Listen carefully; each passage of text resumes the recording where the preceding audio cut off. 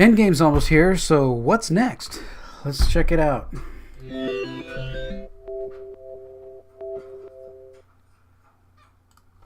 Hey there, this is Tom, Thumbstick Show. Today, we're going to look at what's next after Phase 3 and Phase 4 and what they've kind of got slated. I found an article here on Cinema Blend. Let's switch over to the multi-window view. Okay, so Cinema Blend kind of has a list. It was updated fairly recently, so I just want to look down through here. So we know we have Avengers Endgame, April 26th. Most people were probably going to see that on the 25th on Thursday. If you were lucky enough to get tickets, I hear tickets are selling for $5,000 for the beginning, which I don't get. I mean, it's a movie, people. It's just a movie, and you don't really need to see it right that instant. I mean, if you had press credentials, you would already have seen it. You'd go to the premiere press credentials screening. So people get up in arms about these things. People are very serious. Okay, so the fallout of Endgame is going to be the Phase 4. So we know we're going to have the July 5th is going to be, well, that's pretty close too, is Spider-Man Far From Home. So we're having many Avenger movies this year, or Marvel type MCU movies, right? Like they're doing their 3 a year kind of rollout. They just rolled out, Captain Marvel just ended up being really close to Endgame. I think it was, of course, to protect Captain Marvel, because keeping the excitement, trying to keep people going to that and roll them into Endgame. I think the excitement over Captain Marvel is more over the excitement of leading into Endgame. Okay.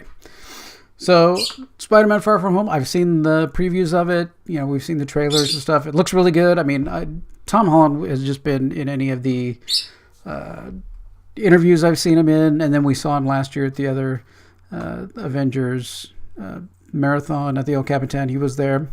Just a great, nice kid. I mean, that's, he already has his own charities and everything set up and all that stuff that he's putting money into and supporting and being around. And he shows up at hospitals all the time in the Spider-Man outfit to come and be around the kids and everything. Just awesome. Just, that's the kind of person that you want to be in these movies and things like that. Not people who are signing petitions so that we can, kill more babies. Yeah, that's a good idea. Okay, then we got Guardians of the Galaxy unknown release date of Guardians of the Galaxy Volume 3. So we know that James Gunn is back and potentially was never actually gone. So I don't know. We'll see. The thing about James Gunn is, my opinion on him is that, number one, no one has brought charges against him for anything that he's done. And he may have a really quirky sense of humor, and mind may be a little bit twisted, in some ways, doing some of these really strange or kind of borderline, adulty-ish rated films. But I guess if no one, that's the thing, that's the key. No one's, in this Me Too era, somebody by now would have come forward and said, oh, he's been all over me, but no one's done that. So I'm willing to give him a break on that. May be popular, may not be popular about it, but that's kind of what I think. I, take people at face value until they do something or something comes up that's really, really horrible. I would never go to any of those kinds of, weird party things or anything like that. I'm way too conservative for that. Not at all. So, and I know there's, some people have a problem with when they show the Rocky Horror Picture Show and everybody dresses up and all that stuff and they sing it and act it out and stuff on stage in front of the screen. Some people think that's kind of weird. So, to each his own. If you're not breaking any laws, everybody's consenting adults. Okay, so he's back. He's going to be directing the film, and So since he's back, obviously all of the actors are going to be back and not do any kind of weird boycott things or anything. It should be good. I do love Chris Pratt. He's probably Chris Pratt, probably one of my favorite actors right now. Just he really sets the tone with his energy and everything else like that. I mean, he's in there with Chris Pratt, Keanu Reeves. You saw the thing. Many people saw what Keanu Reeves did recently when he had a plane that had to do an emergency landing in Bakersfield, and he rented a van and had everybody drove back and started giving everybody trivia about Bakersfield. The guy is he's just so down to earth, just such a good guy. And that's kind of the same way Chris Pratt is. Down to earth, loves being out on his farm and stuff like that. Just too awesome, right? And he's not bigger. He's not taking on something bigger than himself. Not thinking he's bigger than he actually is, like some actors do. So, okay, so we got Guardians of the Galaxy Volume 3. We don't know when. Okay, so and we also have the Black Widow film that's been announced, and I guess the pieces are starting to fall in place. This can some other films that Scarlett Johansson has been the lead on, have not fared so well in the box office, and they've been a little nichey. I mean, they've been a little bit too specific and nothing wide and general audience kind of things, I think. So I mean, we could look some up, but I don't want to go jump over there right now. But so it's going to be interesting how they play it, whether it's going to be a prequel or it's going to be post Endgame, or where it is, maybe do some kind of... They did partial flashback origin things in one Avengers film, so I don't know if they're going to expand on that, or maybe they'll explain why Romanoff and Barton have some, something in their ledger, right? Something that's in their history, together, something that's back there. Maybe we'll get that story. Maybe that'll be a really good story, and be able to, bring that, and it'll, get the box office, right? So that's really going to be kind of the challenge after the protection and all the things that Rotten Tomatoes did and everything else to protect Captain Marvel from, fans and everything. I know the movie made $1 billion, and there's, talk over how that actually happened. I seriously doubt that Disney bought a lot of tickets. When we were at Disneyland last weekend, the little Captain Marvel little photo area that they have set up so people can go get their photos taken and stuff was basically a lot of tweenage, kind of 13 to 17-year-old girls, maybe even younger than that, maybe like 10, just young girls was all that was in line. So that was it. So obviously they had that movie just appeal to them, to that, if you're going to appeal to a class of people, the better way to do it is to appeal to children, because children cannot go to the movies by themselves. The parent has to pay also to go see the movie to buy. So you're selling 2 tickets instead of 1 ticket. So, maybe that's kind of what happened to the theory about what was going on. I don't know, but that's what was in line for the photos at Disney. It's actually in California Adventure, back in the kind of Marvel area. I think they had SpiderMan and Captain America stand back there as well. But yeah, it was mostly young girls that were back there. So that's that's their demographic, and that's what they targeted. I guess it worked since it made money.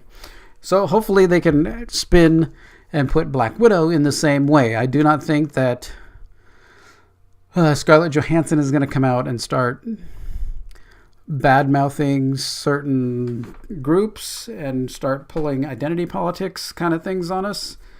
She's hasn't really done that much. I mean, so far, she's not really stirred up any huge controversy over that. I mean, they all have political views. Chris Evans is the one who really puts his political views out there a lot, way more than Scarlett Johansson. But anyway, so we're getting a Black Widow movie, hopefully, and that's the real key, is whether it can hold the same way that Captain Marvel did. So we will see. It should be very interesting. Okay, then we have the Eternals. So this is, of course, we've seen one of the Eternals in Guardians of the Galaxy, and we'll see, who knows where this is going to be. I've read in here, it says that maybe it will be an early prequel, like going back thousands of years and being like the beginning of the Eternals. Like when did they start, and maybe how they came to be and how they, had some split apart or something. Who knows? But the Eternals will have an Eternals movie at some point. So this is probably a little ways out, but it's also on the slate. And Doctor Strange number 2. After the first Doctor Strange, I thought, okay, that's a movie, and it's okay, and I kind of liked it, and it wasn't great, right? It's just like, So, but Benedict Cumberbatch, I know he's been, he's good in a lot of things that he does. Probably Star Trek Into Darkness, maybe have been a little bit, of a stretch for directing and everything else. It kind of, I don't think it really stood up as good as the first Star Trek film, the first reboot Star Trek film kind of thing. So, but after Avengers Infinity War and how he was in Infinity War, it seems like he was very comfortable. Maybe it's the directorial that he's getting, the direction that he's getting from the Russo brothers, that they're giving him more freedom and able to do, more things that how he felt he wanted the character to be, could be. We'll see. Hopefully Doctor Strange 2 will have more of that and more freedom and more able to do kind of his own, bring a little bit of his own attitude and his own flair to the part. Because I think that's what was kind of missing in the first film. Even though it was an origin film, I guess you're still trying to get into the feel of it. But too many buildings coming around in the first one, and jumping all over the buildings. That twisting of reality just got to be a bit much. We did not see it in 3D, thank goodness. I don't think I could have handled that in 3D. I know Mrs. Tech Show definitely would never have been able to handle that in 3D. So, yeah, that would not be good. Okay, so then we're going to have Black Panther 2. Of course, since Black Panther was very successful and a really very good film. I mean, I know it... Again, it supposedly identified with a specific class of people, but it didn't really preach that to you. It didn't really come out and say, you can only go see this movie if you're of this class of people. Was not what I saw, because I was stoked to see it. I saw it the opening weekend, and just the message and the storyline and all that stuff, and how it the tribalism and things like that, being from Africa, where it's very tribal in Africa, would make, makes complete sense. It's not taking something completely out of context just for the sake of some identity, right? So the next one, there's here in this article, it says that Ryan Coogler is not yet signed on to take the helm. And there was also, I saw another article saying that they might bring back the guy that they killed somehow in the next one. I don't know how that's gonna work, but I don't know. So we'll see what happens. But we're definitely getting a Black Panther 2. How far out that is, 2020, 2021. Somewhere out there. And then we're getting a ShangChi movie. So this is going to be a Master of Martial Arts. It was a comic that was introduced in 1973. So we're going to get so we're trying to cover all the different, ethnic groups. We have definitely North American. We have some kind of European things. I mean, I think that kind of Doctor Strange seems a little European. I mean, I know Benedict Cumberbatch is, but I guess he's American. And then we have African, and then we have Romanoff, who is, Russian, and then we have people from space, right, too. So we're covering all the different groups. I don't know if we really need to be, I don't care if you're inclusive as long as you're not forcing the inclusivity, right? If you don't have a guy come out and say, hello, I'm a China, or cast, this would be dumb, but cast a regular character as who in the comic books is, Hispanic, and you cast an Asian person because you have to be inclusive of all the races in the world. When I go to movies, I don't have a checklist. I do not have a checklist in films when I get there and go, oh, there's that one, there's that one, there's that one. I don't. No one does. Absolutely no one does. Except the hyper-liberal morons who are reviewing the movies. They're the only ones that are there with their little checklist, making sure we're all inclusive of all the different people in the world. No, I don't care. I only want you to create a compelling story with a character that has certain powers and certain flaws, and how you deal with those powers and flaws, and certain relationships and how you deal with those relationships. That's what I care about. They could all be, you could paint everybody in the movie green, right? Everybody has green skin. I don't care. Green skin and spiky hair, everybody. But if the story is good and it's compelling and the relationships are good, then I'll be interested. Amazing. How would that work? I don't know. Anyway, so they got some release dates: May 1st, July 31st, November 6th, all these different things for the Phase 4 release dates. But we are getting quite a few more movies. And some movies I do not see on this list are another Ant-Man movie. I do not see another Ant-Man film on here.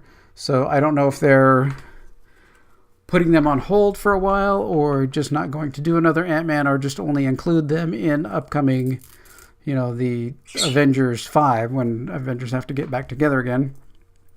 The other movie that I do not see in here yet is the Captain Marvel 2 movie. So there's no continuation of Captain Marvel as well. So I'm sure that one will be there. The only really big question is Ant-Man and the Wasp. I mean, that is a really good comic movie. I mean, it's fun. Paul Rudd he's a funny guy, and I could see now if you put Paul Rudd and Taika Waititi to make an Ant-Man movie, I think that would be incredible. I mean, I keep wanting and hoping they'll put Taika Waititi in something somewhere, give him directorial control of something. Now that it looks like maybe Thor's, so Chris Hemsworth is definitely done with his contract, and now he's off doing, for good, better or worse, doing Men in Black. But with Tessa Thompson, which people are saying that that's not good, but if they make a good pair, then maybe they can make a good pair if they come back and do a one-off Thor film again, and fight for somewhere to have a place to put the Asgardians, create the new home. I mean, that still needs to be a story they can tell. I don't know, there's time, or maybe age him up, maybe age Thor up so that he's like our father, and have him be, he's already the leader, but have him be even further, and have, someone he's passing, well, he doesn't have the hammer anymore, he has the Stormbringer, passing that down onto, I don't know. We'll have to see. I'm hoping that they do something like that. I mean, they've got enough slots, they've got enough space, and definitely a Taika Waititi Thor film would be extremely well accepted by fans. I mean, you're leaving money on the table at that point. I mean, you're just, why not do it, right, at some point? So, All right, well, that's the rundown of what movies that we see coming up and what's missing, interestingly. And I'm excited for Endgame, and at some point, yeah, I've got to go see Miss Marple and see what that's going to be all about. I'm not looking forward to it at all, but if it's going to be, it should be at the $3 theater here in a couple of weeks before Endgame comes out, so maybe I'll go there and see it to give them the least amount of money, even though they're already over $1 billion, so it doesn't matter. But anyway, all right, thanks for watching this. I've got other videos that I've done today on Star Wars, so if you want to go back and watch those, because Roundhead is back and thinks he's coming back. I also do videos about other movies, about other things like photography and TV shows, and killing me we don't have Orville for yet another week or more, so that's driving me bananas. Also have the Skycam. I just put in the Skycam a little bit ago. We have kind of show the whole set and everything on the Skycam, all that stuff. So we got that going on. Just trying to make slow, steady improvements, making the channel more professional, make it look like I know what I'm doing. But I have no clue, like everybody else on the internet who has no clue. So, yeah. So thanks for watching this. Like, subscribe, bell. What are the other things you can do? I don't know. Give people money. Go to Geeks and Gamers, Mecha Random. All those comic artist secrets. All the people that are in the fandom menace camp, and support their channels, and support even PewDiePie. Support him, and all the stuff that's going down with him has just been horrible. I mean, I watch his videos every once in a while, and he's just a guy. He's a guy with a microphone and a camera, and that's it. So, all right. Well, thanks for watching here, and take care.